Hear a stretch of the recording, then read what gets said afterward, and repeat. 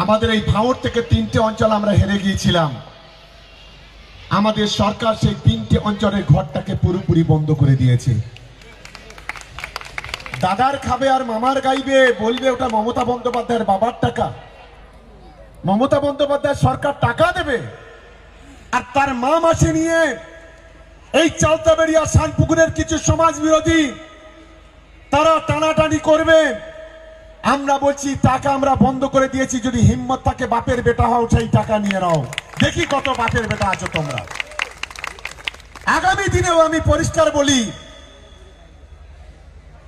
আমাদের এই অঞ্চলে সিএমআরতে যে নাম এসছে, আমি প্রত্যেকটা নেতার কাছে অনুরোধ করব, আইএসএফ এর একজন না যেন টাকা পায় তার ব্যবস্থা আমাদের তৃণমূল কংগ্রেসকে করতে হবে।